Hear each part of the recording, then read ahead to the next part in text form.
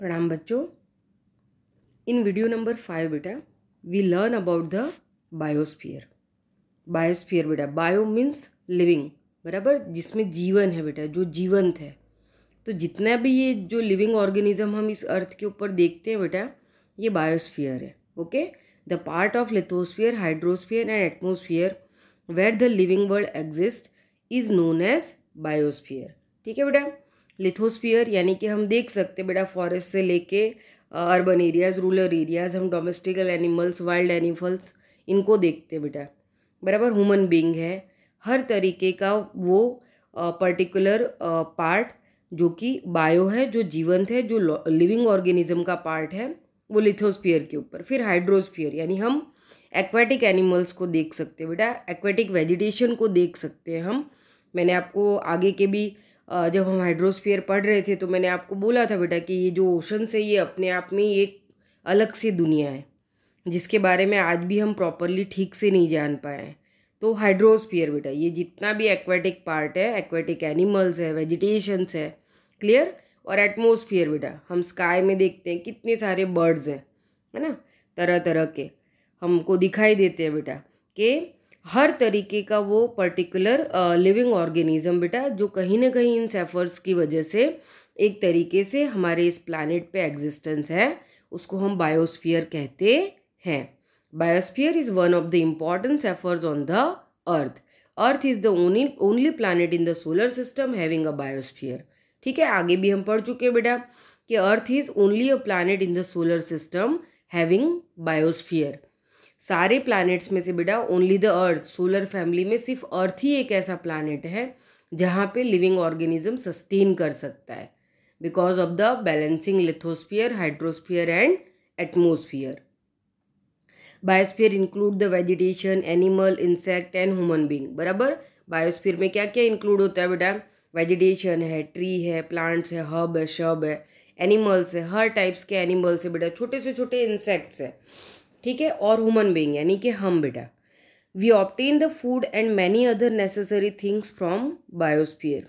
यही बायोस्फीयर बेटा जो हमको वो पर्टिकुलर नेसेसरी मतलब फैसिलिटीज़ अवेलेबल करवाता है, जिससे हम हमारे फूड जैसी जो बेसिक नेसेसिटी के जो फैक्टर्स हैं उनको एक तरीके से फुलफिल कर पाते हैं। We can not live without the vegetation and animals. हम बेटा वेजिटेशंस और एनिमल्स के बिना रह नहीं सकते, हमारा जीवन मुमकिन नहीं है। क्योंकि मैंने आगे भी बोला था कि जैसे हम अर्ली एज में रहते थे बेटा, उससे पहले हम हंटिंग एज में रहते थे। तो जब हम हंटिंग एज में रहते थे बेटा, तो क्या करते थे, हम फॉरेस्ट एरिया में एक तरीके से ग्रुप में रहा करते थे और पूरे जंगलों में घूम घूम के वाइल्ड एनिमल्स का शिकार करते थे, उनको खाते थे। या फिर हम बहुत सारे वेजिटेशंस है, बराबर, उस समय तो फार्मिंग करना नहीं जानते थे, लेकिन हम इसी पर डिपेंडेड थे। मैंने आगे भी आपको पूरा का पूरा इकोसिस्टम समझाया बेटा कि कैसे प्लांट्स और वेजिटेशन से ये स्टार्ट हुआ और जाके ह्यूमन बीइंग पे यानी हम पर आकर रुका। अगर ये पूरी की पूरी लिंक में से बेटा एक भी लिंक डिस्टर्ब हो जाएगी, आपने साइंस में पढ़ा है बेटा कि अगर एक भी लिंक, चाहे वो बर्ड्स हों, इंसेक्ट्स हों, एनिमल्स हो, बिग एनिमल्स हो, ठीक है, हार्बीवोरस हो, कार्निवोरस हो या ओमनीवोरस हो, ये बेटा अगर एनिमल्स की लिंक, वेजिटेशन की लिंक, ह्यूमन बीइंग, ये लिंक में से कोई भी एक पार्ट भी अगर डिस्टर्ब होगा या उसका अस्तित्व खत्म हो जाएगा, तो धीरे धीरे सारे खत्म हो जाएंगे।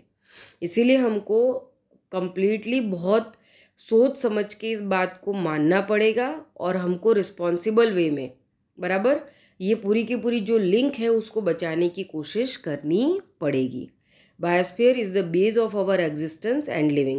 It is divided into two parts, non-living and living.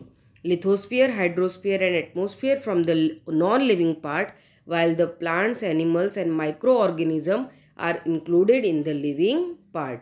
ठीक है बेटा, बायोस्फीयर को भी नॉन लिविंग और लिविंग फॉर्म में डिवाइड किया है। नॉन लिविंग क्या है बेटा? लिथो, हाइड्रो और एटमो है, जिसकी वजह से लिविंग पार्ट उसके ऊपर सस्टेन कर पाता है। तो इन चीज़ों को थोड़ा सा आपको अच्छे से समझने की ज़रूरत है।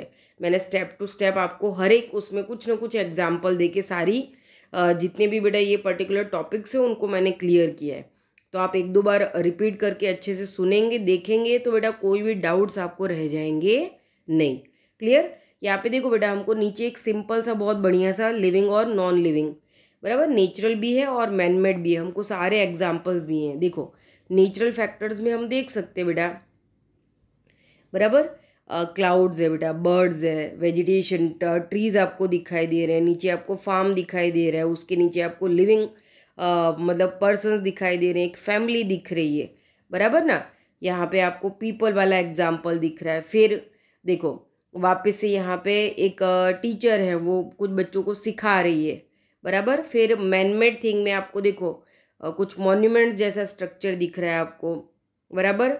फिर रोड दिख रहा है, फैक्ट्रीज और इंडस्ट्रीज दिखाई दे रही हैं। तो ये नॉन लिविंग है, लेकिन किसके थ्रू प्रिपेयर हुआ है बेटा, ये मैन के थ्रू, यानी कि हमारे थ्रू इनको प्रिपेयर किया गया है। इसी वजह से ये भी बायोस्फीयर का पार्ट है, जो नेचुरल वे में और मैनमेड वे में बना हुआ है। ओके, अब इसके बाद बेटा हमारा लास्ट टॉपिक आ जाता है चैप्टर का, जिसको हम नेक्स्ट वीडियो यानी कि हमारे लास्ट वीडियो में देखेंगे। Okay, thank you.